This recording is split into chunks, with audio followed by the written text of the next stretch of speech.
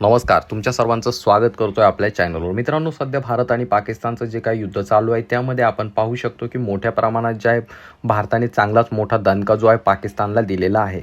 परंतु मित्रांनो, डॉक्टर बाबासाहेब आंबेडकर यांनी जे आहे याबाबत यापूर्वीच वक्तव्य केलं होतं.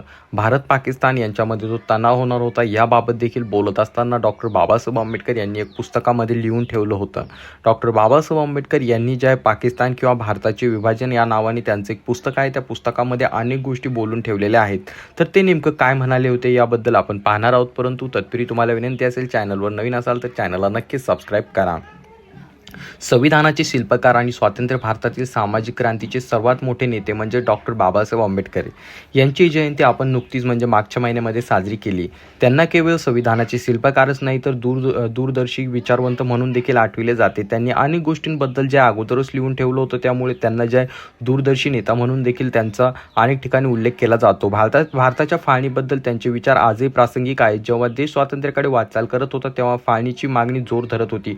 परंतु डॉक्टर बाबासाहेब आंबेडकर यांनी जे तर्क आणि उदाहरणे याबाबत अनेक गोष्टींबद्दल बोलत असताना भारताला, पाकिस्तानला किंवा पाकिस्तानची गरजच काय आहे अशा अनेक प्रश्न त्यावेळेस उपस्थित केले होते. बाबासाहेब आंबेडकर यांनी जे त्यांचं जे पुस्तक होतं त्यामध्ये लिहून ठेवलं होतं, पाकिस्तान किंवा भारताचे विभाजन या पुस्तकामध्ये त्यांनी लिहून ठेवलं होतं.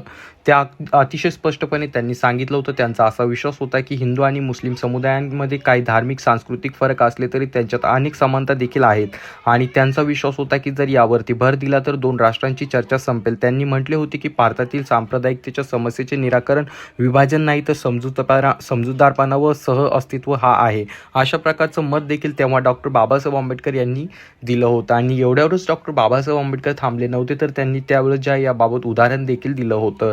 डॉक्टर बाबासाहेबांनी सांगितलं होतं की कॅनडा, दक्षिण आफ्रिका आणि स्वित्झर्लंड सारख्या देशांची उदाहरणे दिली होती, ज्या ठिकाणी वेगवेगळ्या भाषा, वेगवेगळे धर्म, वेगवेगळे संस्कृतीचे लोक एकत्र राहतात.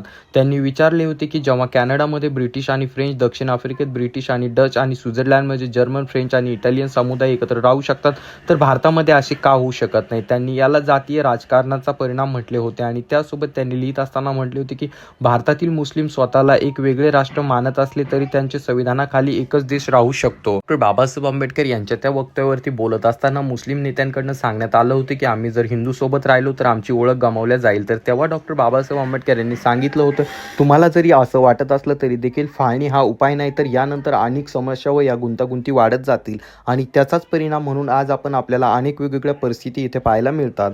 तरी तुम्हाला काय वाटतं खाली कॉमेंट करून सांगा.